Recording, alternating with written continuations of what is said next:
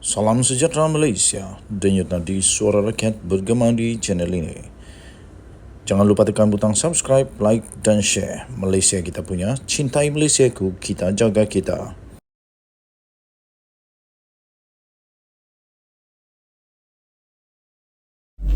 Salam sejahtera Malaysia, denyut nadi suara rakyat bergema di channel ini. Pengundi kini wajib tolak Sanusi dan parti yang diwakilinya.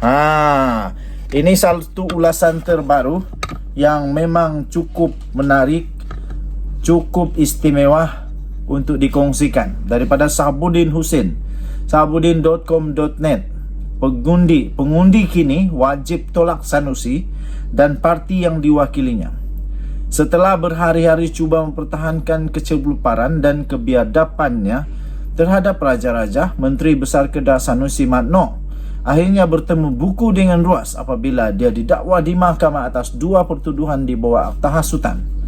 Tuduhan pertama kerana menghasut berhubung pelantikan Menteri Besar Selangor oleh Sultan Selangor, dan tuduhan menghasut kedua berikutan tindakan yang mempertikaikan penubuhan kerajaan perpaduan selepas PR15 yang lalu yang telah dititahkan sendiri oleh Yang di-Pertuan Agong.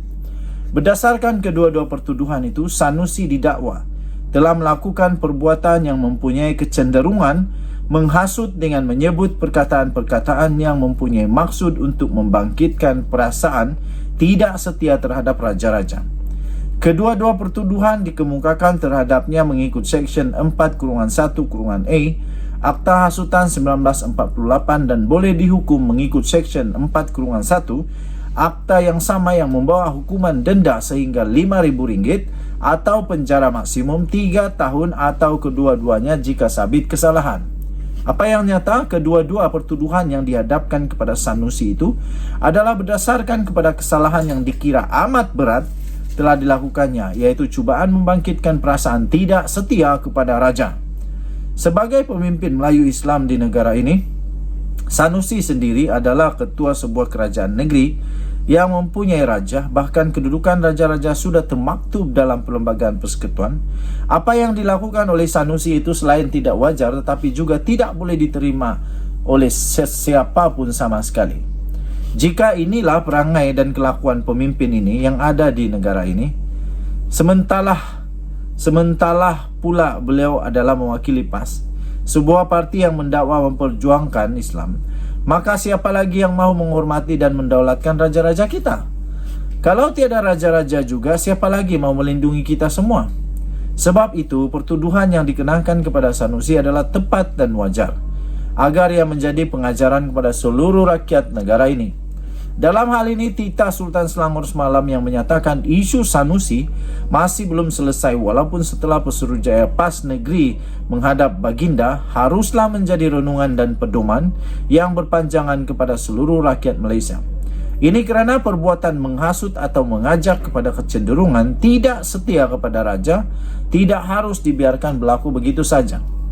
Dengan pemimpin sendiri sanggup melakukan hal yang tidak baik terhadap Raja, ia lebih mungkin mendorong rakyat biasa melakukan hal yang sama.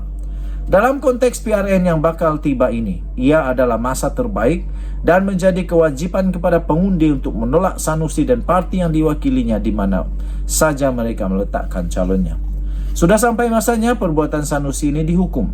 Selain melalui peruntukan undang-undang, juga melalui suara rakyat yang menolak secara mutlak kebiadabannya terhadap raja-raja. Tidak cukup dengan selama ini menunggang agama dan menanam bibit perpecahan dalam masyarakat, kini raja-raja pun mahu deret sama yang didorong oleh kerakusan terhadap kuasa. Begitulah kelakuan dan parti yang mendakwa memperjuangkan ini. Ditulis oleh Sahabuddin Hussein 18 Julai 2023. Denyut nadi suara rakyat bergema di channel ini. Jangan lupa tekan butang subscribe, like dan share. Malaysia kita punya, cintai Malaysia aku, kita jaga kita. Kita jumpa lagi. Salam sejahtera Malaysia, selamat petang. Bye-bye. Salam sejahtera Malaysia, denyut nadi suara rakyat bergema di channel ini. Di sebalik semua suara-suara sumbang, suara-suara sumbang yang duk hentam PDRM dan banyak lagi lah dipersoalkan kenapa Sanusi ditangkap di hotel ketika jam 3 pagi. Semua orang tak tahu cerita sebenar tapi duk bising. Akhirnya rupanya dia kena tangkap pukul 3 pagi tu sebab salah dia juga. Itulah. Bila otak dah berkarat, jadilah begitu. Sebenarnya, Ketua Polis Negara akhirnya membocorkan dan memberikan sebab kenapa Sanusi ditangkap pada awal pagi. Rupa-rupanya, Sanusi ditahan awal pagi lepas semua panggilan polis kena reject. Kenapa Sanusi reject? Sambutlah. Polis hari ini menjelaskan Muhammad Sanusi Madnur ditangkap pada awal pagi selepas beberapa panggilan telefon yang dibuat kepada Menteri Besar sementara Kedah itu ditolak.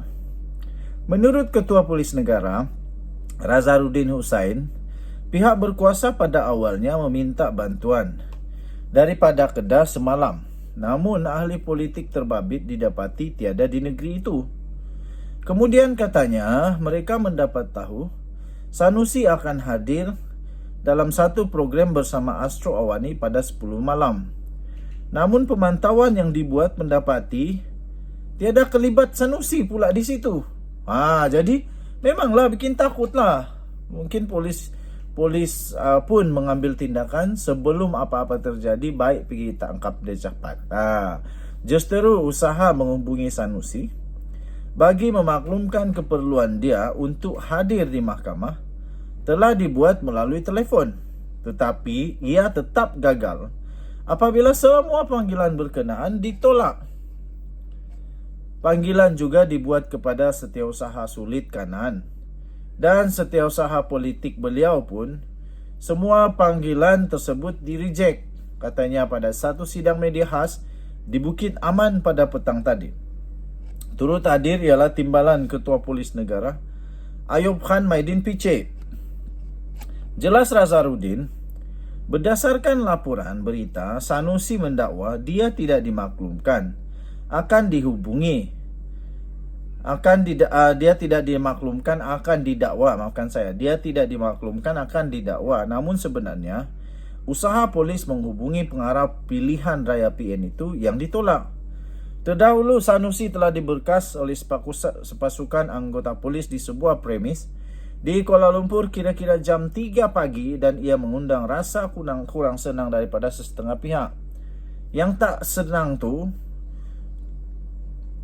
perlu tahu dulu kenapa. Jadi sekarang boleh tahu sudah kenapa dia ditangkap awal pagi.